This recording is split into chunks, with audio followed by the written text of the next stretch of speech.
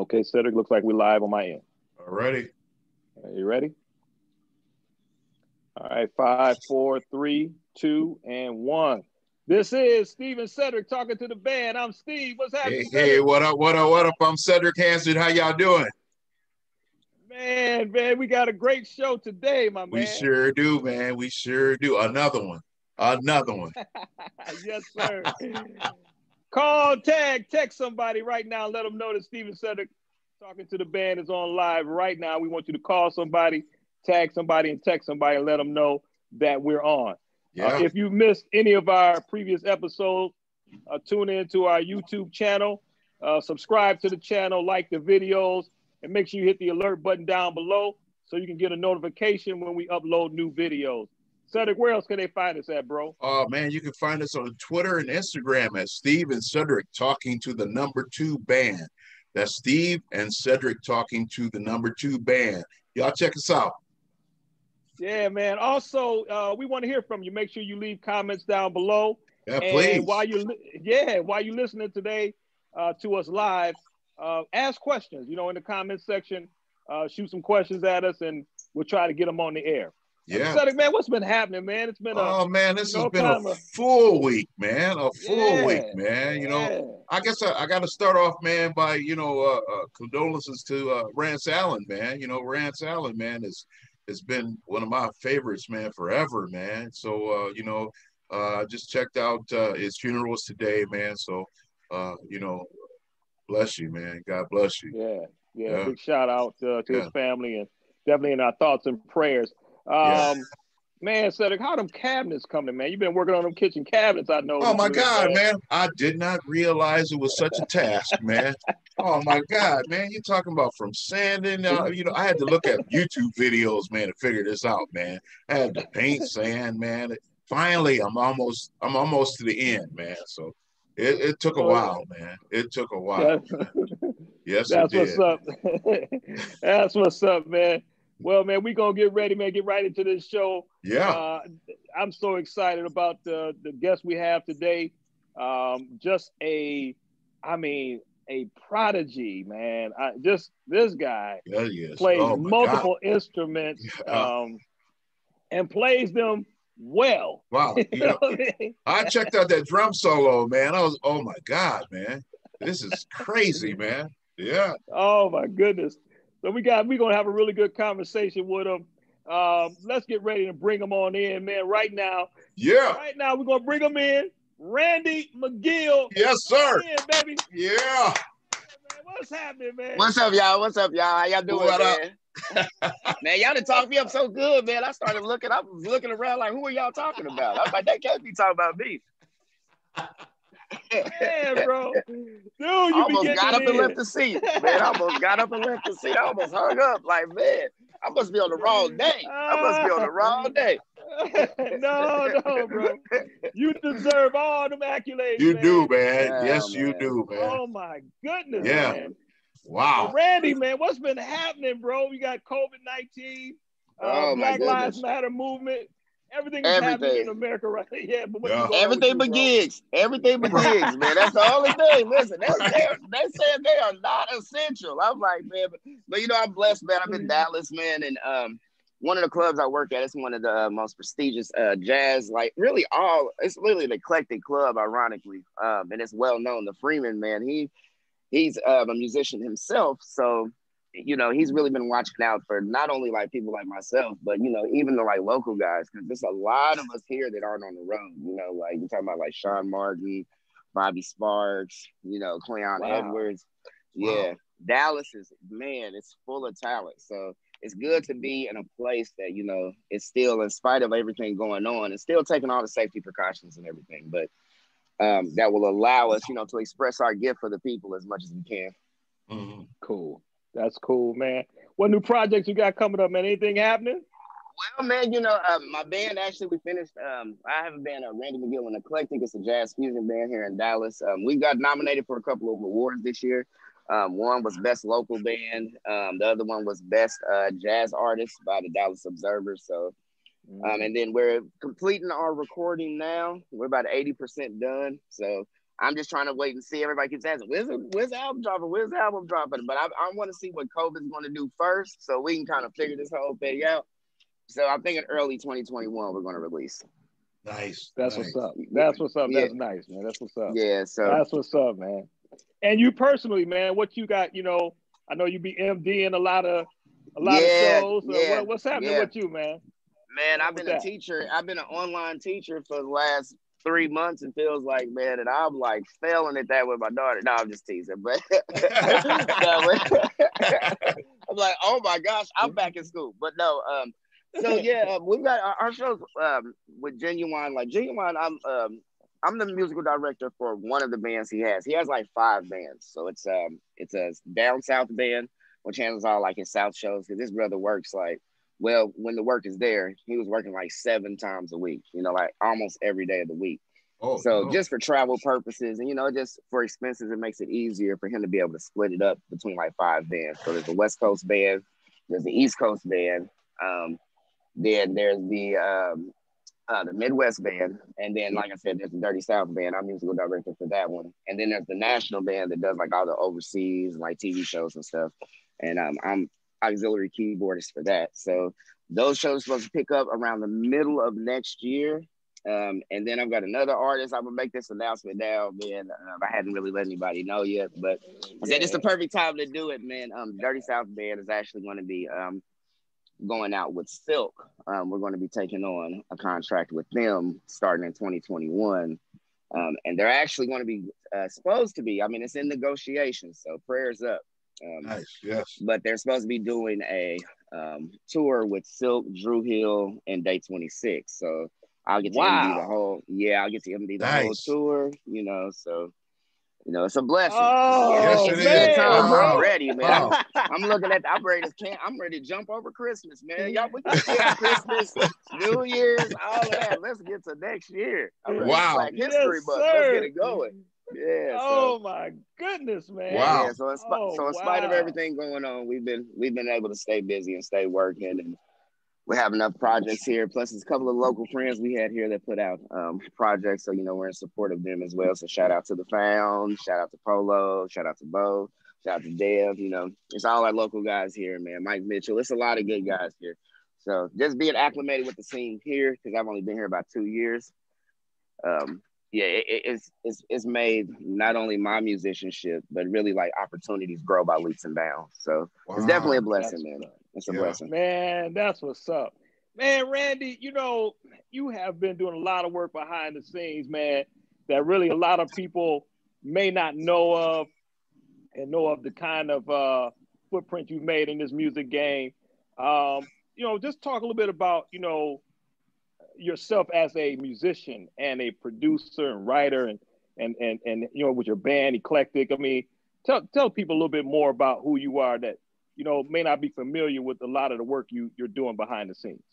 Gotcha. So yeah, I started, I'm originally from Kansas City. So that's where I started at. That's home for me. I started gigging in 2000. So the first people that I worked with that were really like national artists there, because I gigged like almost everybody in the city there, was Lokey. And they let me musical direct from them, but I was a drummer at the time. So, and the way it was, man, if you know any of them guys, like, man, them guys are like they're some of my heroes, you know. So, really, Prof and Lance and Tyrone, they just gave me a chance to do all the programming because nobody really wanted to do it for the shows.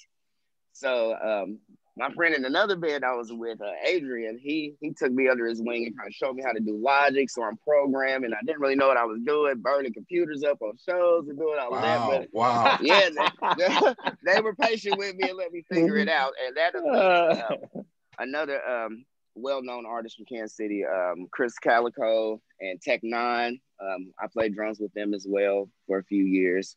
I moved to Miami in 2011. To play with Valerie Tyson. She's one of the premier like corporate bands down there. That allowed me to work with her. I produced a song for her on her album. I ended up working with Rico Barrino, that's Fantasia's brother. Oh, wow. KC from KC and the Sunshine Band. Yes. I worked with him while I was down there. And then with moving to Dallas, Well, I mean, I started playing with Ginuwine in 2017, or let's see, 2018. Yeah. My first trip with him was to Africa. Holy moly, man. Wow. Yeah. Wow. That was a funny call. Yeah, man. Shout out to my brother, man. His national musical director is Jason Betts, and he's and I grew up with him, man. It's like one of my best friends, and he had just called me. It was like, "Hey, man, are you available?" And it was like 4 or 5 months out, and I was like, "Yeah, I'm available." He's like, "Cool, I'm gonna send you the music. It's for Ginuwine." I was like, "Okay, bet." He's like, "Yeah, so we're going to Uganda, so make sure you get all your shots." So I just hung the phone up. Cause it's your bro, man. I was like, man, dude, listen, I'm doing stuff. I don't have time for all this playing and doing all of that. But no, that's actually what it was. So, and through being able to do the Ginuwine thing, that's how we got connected for like the Silk show. Like really, as far as with the COVID, we did Ginuwine's last show. So it was March 14th in Houston, and then the 15th, the world shut down. So wow. Yeah, and my band, we have a local residency at the Freeman every Tuesday night, and we featured like I said, Dallas's greats, so Sean Martin, Caleb McCampbell, and like Cleon Edwards is in my band, Tony Little Cat Reed, Cleon plays for Erykah Badu, Lil Cat plays for Marvin Sapp. I'm blessed to have a lot of great guys around me. Robert Trusco, one of the most undiscovered, phenomenal bass players I know, man, to be honest. Yeah, I mean, really my whole squad, Sean Torres, like my little brother, Christian Bennett, man, and Reggie and Kazoo. Yeah, man, we've been grinding it out. We took an old school approach, a little different than what I get to do on the road, because with the road, it's a lot of programming, using Ableton and things like that.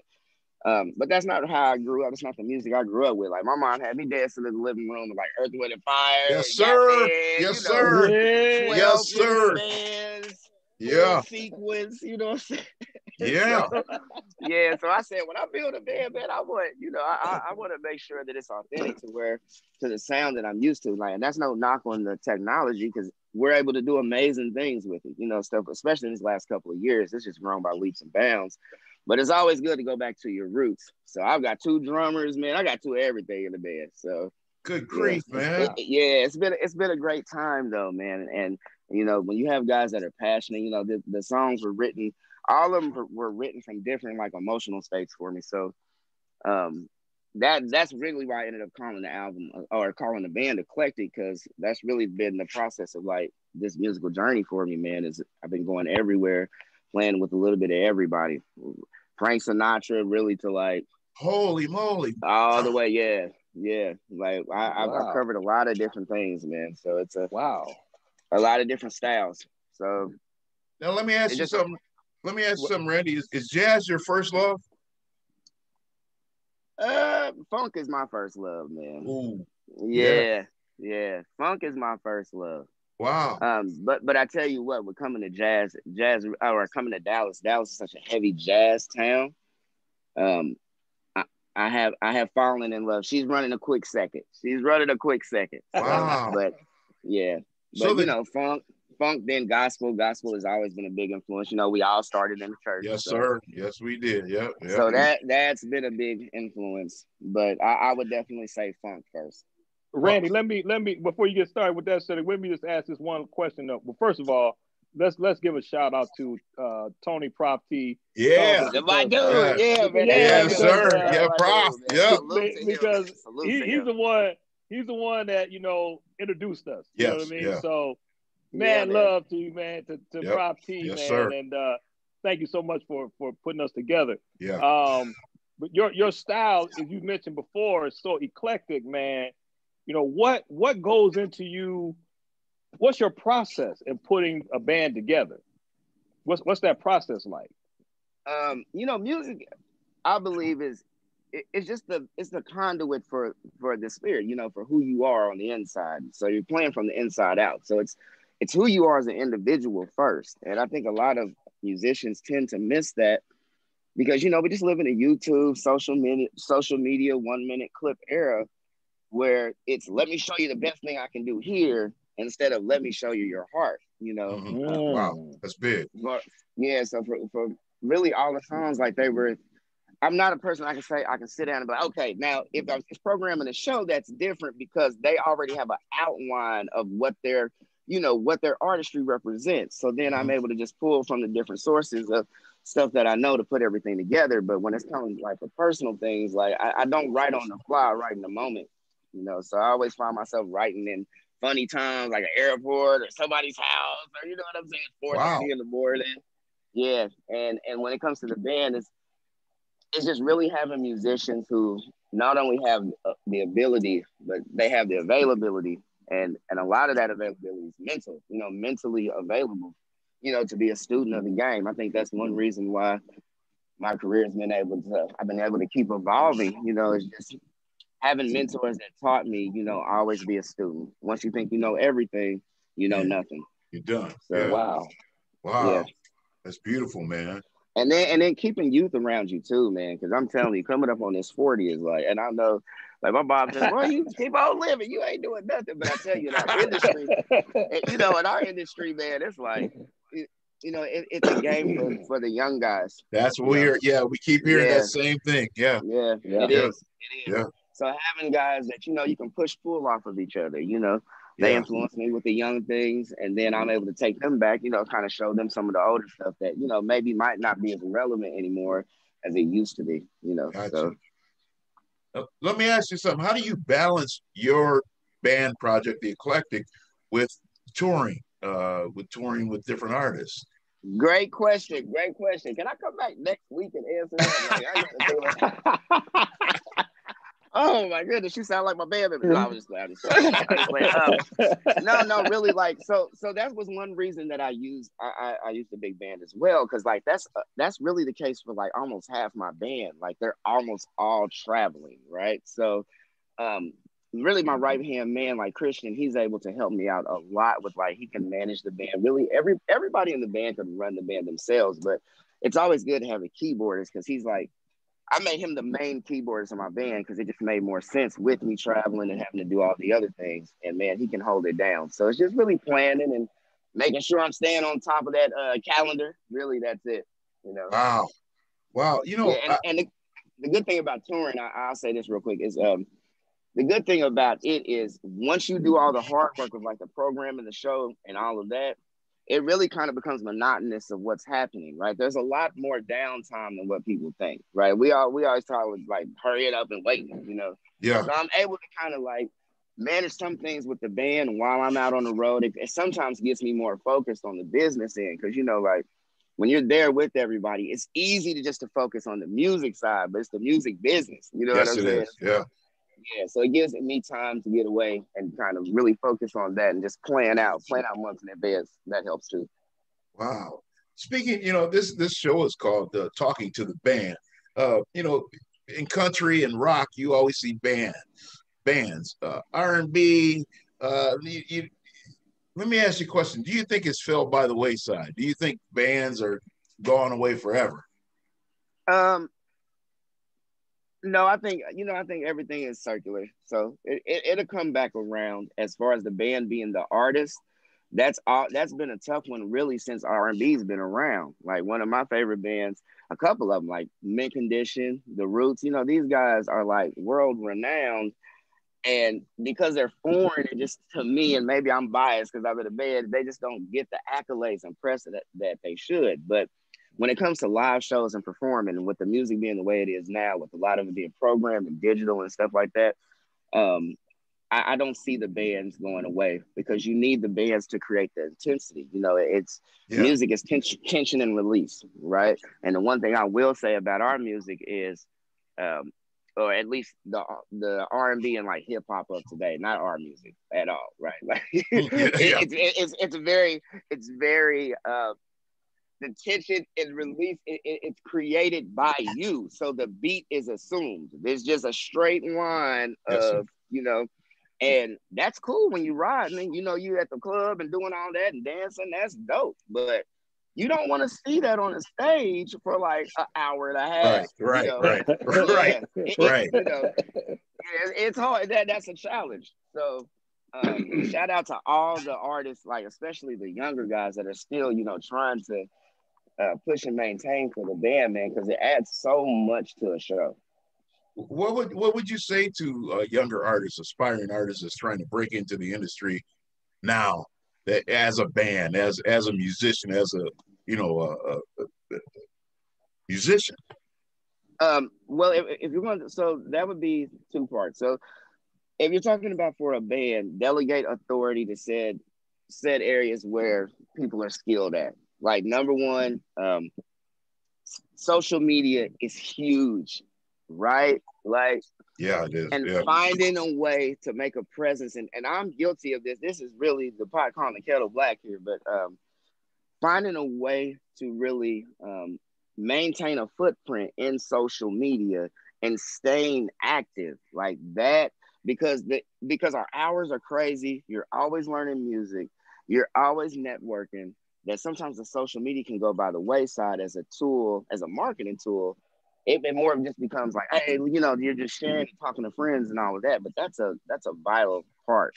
The next thing I would say is get around musicians who have already done what you want to do. Like act as if, follow what they've done. And people say, well, how do you get to know those guys? Well, there's a jam session in every city, and if you're in a musically thriving city, it's possibly every night. Go to the jam session, observe how they're there, beat them there, help them carry their gear out when they leave. Get those 5 sentences could lead to hundreds of gigs. Wow. Because in this industry, you're in the business of meeting people, right? Yeah. So relationships. Everybody, so most people hear that and they're like, all right, I'm going. They get their bag, they're ready, they got their instrument, they go in, they meet somebody, they play, they talk to them, hey man, you sounded great. All right, here's my number. Then they go on home, they never go back to the venue, and then they're wondering like, why didn't they call me? But they're like, dude, this is a Tuesday. Like, this is every Tuesday. You're like the 40th guy that I've met. It's like no disrespect to you at all. Follow-up calls, follow-up texts are important, man. Hey man, it was great meeting you last night. Say something to him that he will remember who you were. And it's not a disrespect to you in any way. It's just making you stick out because you're hungry. You want it like that, Right. Wow. Yep. Don't be scared to engage with musicians online. That's another great. one. Wow. A closed mouth doesn't get fed. Don't be scared. Chase the yes. And if you get 1,000 no's, you just got 1,000 no's. Because once that 1,000 first text, they say yes, you're gonna be happy. Nice. So, that's just the moving of the thumbs. That's not even hard. Sometimes I think we create this image of our artists, our celebrities, or our athletes that they're not human. And that is I say with a lot of musicians that they don't understand. These guys are human. These women are human, and they like to be approached as such. So don't be afraid to. Don't be and ironically, they've probably seen your video. You know what I'm saying? That's the funny part. Like, right? Like they do what we do. If it's like take like a Little G with Silk, man. He plays like all the instruments, right? So if you've done like a piano video and that thing's got like 1.5 million views, the chances that he's seen it are great, substantially great. Wow. So they're watching. That's the beautiful thing about the social media. They're watching. You never know who's watching. So, and that's probably part 2 is make sure that you're branding yourself, man. It's a brand, right? And I fall victim. This is hard. This is a hard one, right? Balancing the personal branding versus the professionalism of Randy McGill versus the band leading of Randy McGill and Eclectic. So that means Randy just can't spew off anything he wants to online on social media. Because I represent not only my brand, I represent 8 other guys. Yes, I have to be really conscious and aware, and it's not biting my tongue for being weak or anything like that. It's doing it because you don't want to offend, because you never know who your next client can be.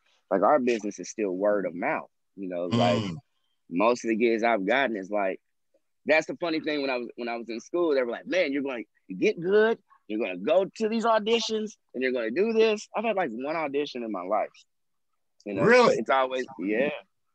I've only had 1 audition. Like even with the Nationals, it's never really been auditions. It's, my boy vouched for you. You're good. Can you do this date? Wow. Wow. Yeah. Wow. Yeah, that relationship is important. Wow, man. It's You know, important. speaking of instruments, how many instruments do you play? You know, I've been checking you out, man. And I'm like, man, this guy's great on every instrument, man. I mean, I seen you on drums, I seen you on the bass, I seen you on Yeah, keyboards. man. You That's must have been about it. 5 when you started.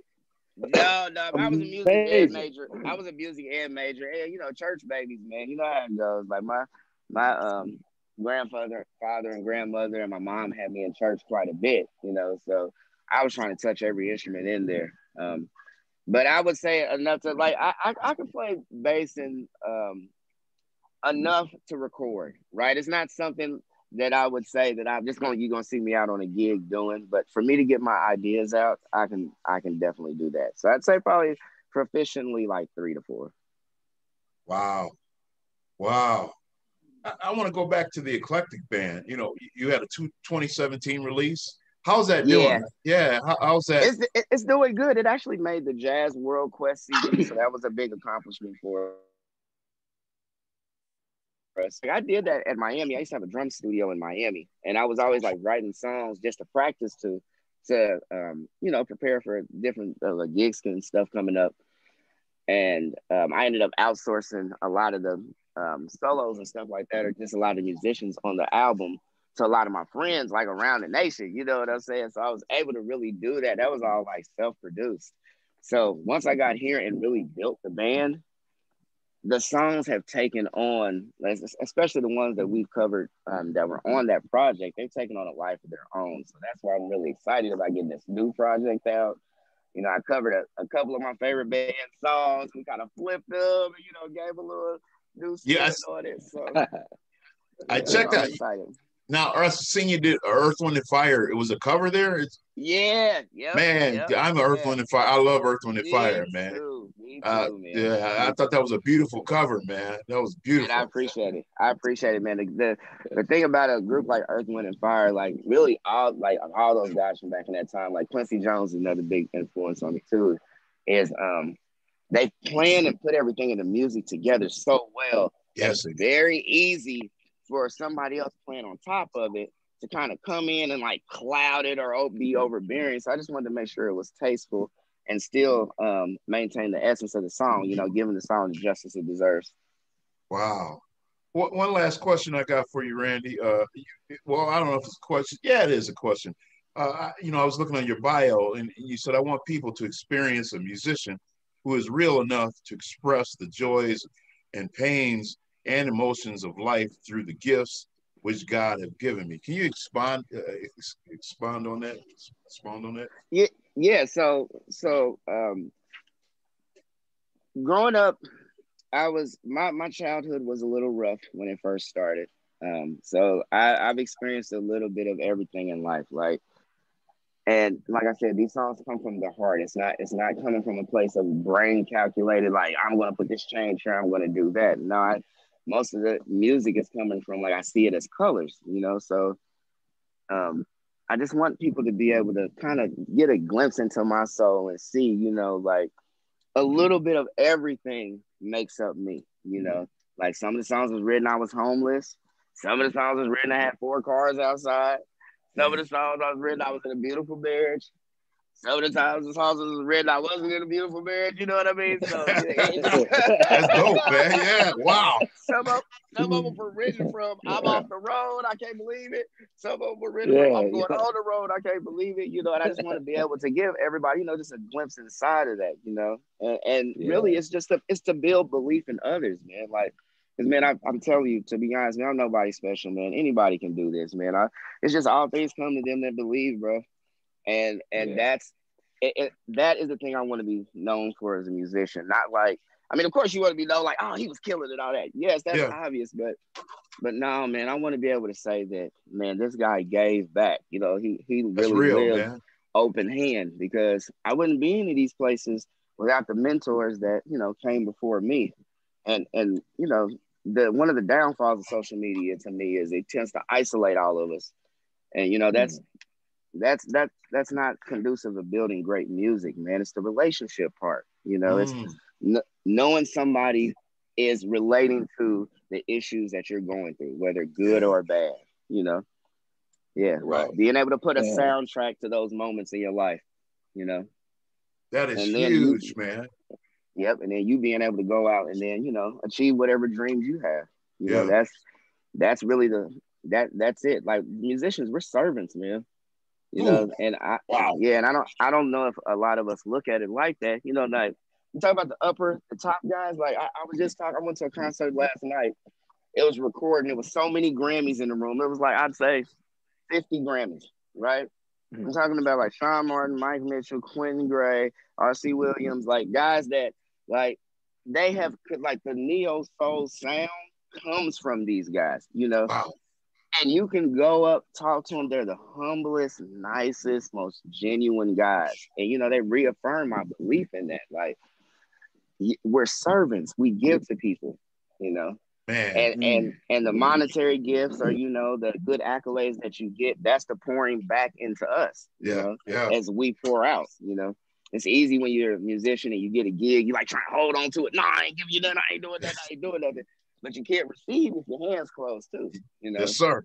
So I've always kept it open, man. Like even like the Ginuwine thing, when they started saying they're gonna start different bands, I was like, I want to bring my band, you know what I mean? And my guys here were like, because we only been a band like a year, and I kept telling them, I was like, man, if I ever get the chance, I'm going to do everything in my power to make sure you guys get an opportunity because somebody did it for me. And they was like, oh, okay. You know, they trusted me and it would have came through. You know, it was a blessing. So, yeah. Wow.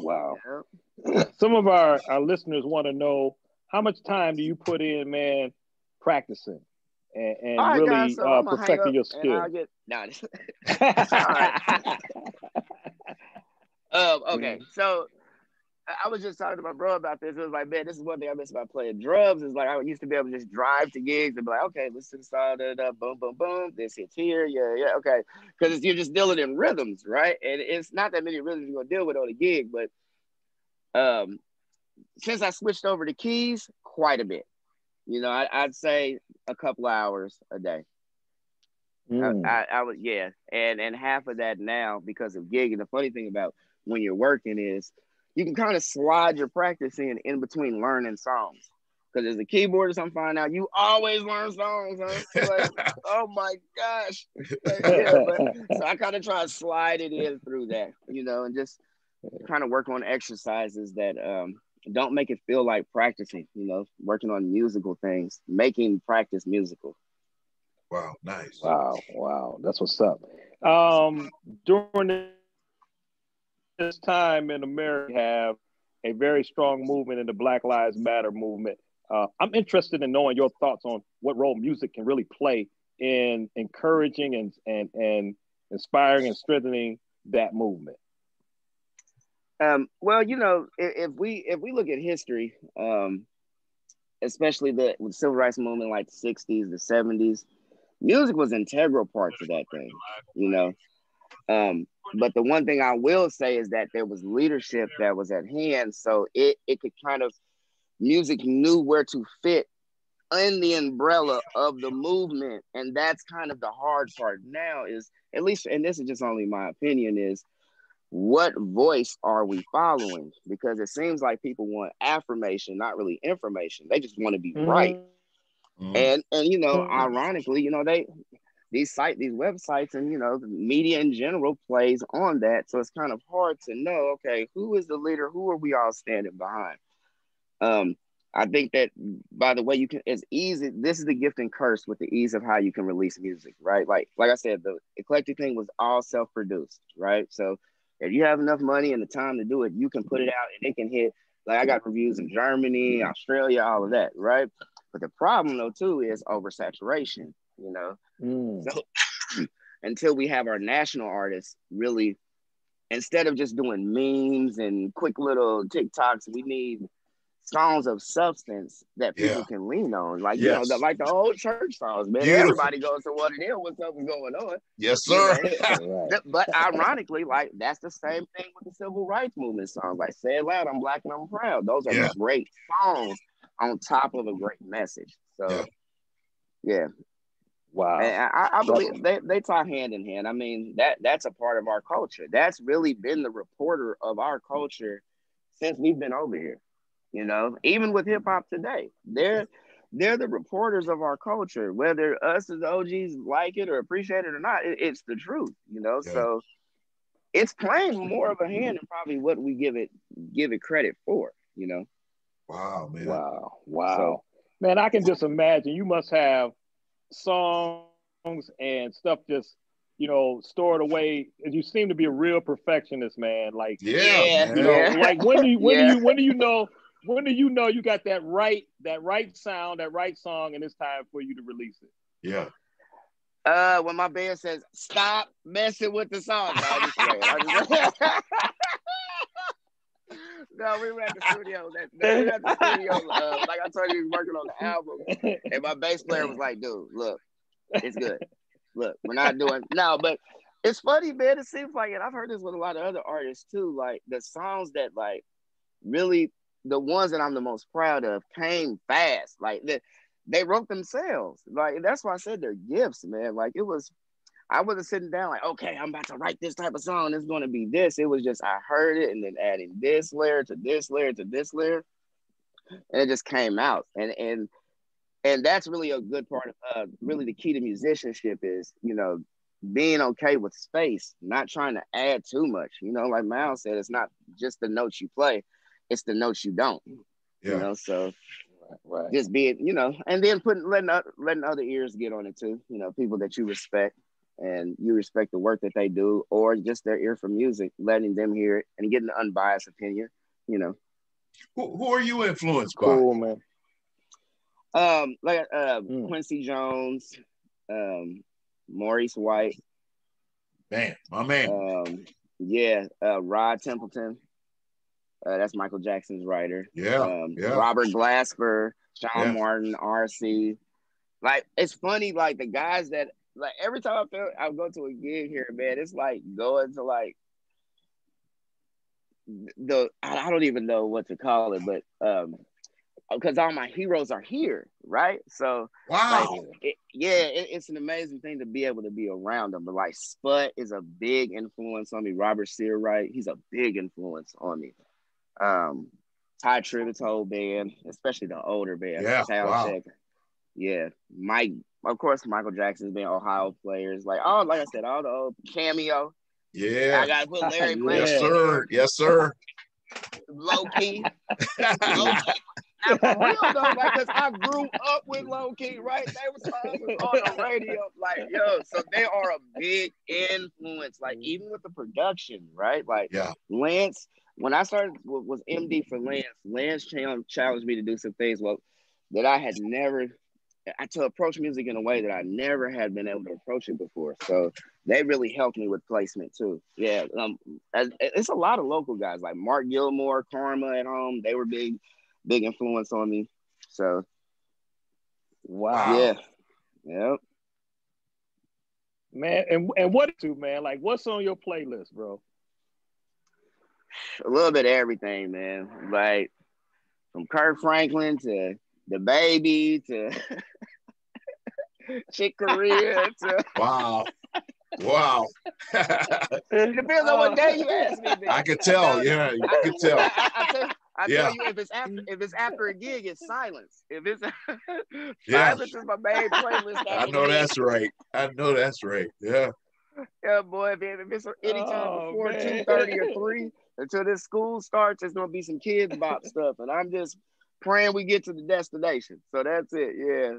So no, man, I appreciate it all, man. I don't like I said, with doing so many different styles and genres, I've come to have an appreciation for all music. So really, you could turn anything on, and I'll find something that I like in it. Yeah. Well, Randy, man, before we wrap this up, man, I just want to first of all, we want to thank you. Yeah, man, thank you guys, man. Thank you guys. Man. Shout out to you guys for doing this, man. It's amazing that you guys had this platform for musicians like myself, man. Especially in times like these. This goes farther than you guys know, man. So it's an amazing thing. So salute to you guys, man. Seriously. Appreciate that. Man, appreciate you, man. What do you want to say to other musicians that would love to be MD on a big sets like you're doing, and just really love music, man, and trying to break into this thing on the next level. What kind of advice would you give them? I would say learn your technology, learn what the industry standards are for what you want to do. Like I kind of talked about it earlier. You know, if you know that you want to be an MD, and find out what that is. Read this book. This is a great book for every musician to read. Real talk. It's everything you need to know about the music business. I'm going to say it again. It's everything you need to know about the music business. It's by Donald Passman. He's revised it like 9, 10, 11, 12 times. So make sure you get the latest edition. He's going to give you the terms and definitions of everything that you're going to need to know regarding the business. So find out about the things of what comes with being a musical director. Who is your favorite artist? Find out who their musical director is. Follow their process. And don't let money affect the seriousness of said gig that you're taking, right? Because I will say this, like most of the national stuff I've gotten has come from gigs that I wouldn't even want to tell you how much they paid. You know, it would be that low. You know what I'm saying? Really? Like, but really? Yeah. Like, wow. And this is in multiple cities too, right? Like, and I tried, it wasn't just at home. This is here, Miami, Dallas, you know, where somebody's like, hey man, we're doing this thing. We don't have that much money, but it's a good event. It's a good cause. We'd love to have you. And once I see that, I'll jump on that. Like, yeah, good cause. Let's do it. Well, you find out the bass player plays for this guy, who plays for this guy, and now suddenly you're getting the call from somebody you were referred to for a gig. You don't even want to mention how much you made for it. You know, wow. Treat whether it's 2 or 2,000 people, man, approach it with the same passion, you know, and don't be afraid to ask. Now, don't be a bugaboo, but don't be afraid to ask. Yeah. Wow. It's guys out there that'll help you. They want to, man. They're looking for it, you know. So don't give up. Please say that book again, because a listener wants to know. Can you give them that book again they need to read? Sure. It's Everything You Need to Know About the Music Business. It's by Donald Passman. Great. Also, one more thing. Check your musician unions in your area. You know, the union is a good way for you to get acclimated, because the unions, depending on your city now, though, right? Like, they can kind of guide you into the beginning parts of gigs, like learning your contracts. They have it for you. I think, like I said, it's different for every city, but it's around like between $100 and $200 a year for you to join. But they will guarantee you gigs. You get insurance. Like even during COVID, they were giving grants and all of those kind of things. You know, offer you credit cards, hotel travel stays, and it just puts you in it puts you around the people that you want to be working around. Now, the union can be quite funny depending on what city you're in, so you'll want to research that. Yeah, and go out to jams. That's the biggest thing. If you don't play blues and it's a blues jam, still go. Yeah, half the guys there, they probably don't either. Real talk. Hey. They there just like you, man. Listen, they Wednesday was free, so they're like, it's a gig and it's coming. I'm on it. What is polka? I'm on it. I don't care. Whatever it is. Yeah, man. Don't be afraid, man. It's out there. You know, the work is out there. And if you don't see it, build it. That's a big one too. You can build it yourself, you know. Yes, sir. Wow. Yes, sir. Man, Randy McGill, man. Yeah, man. I appreciate y'all, man. Man, we appreciate you so much, man. It was amazing, bro. Sir. Yes, it was, yes, sir. Man. Yes, sir, man. We got to get together, man.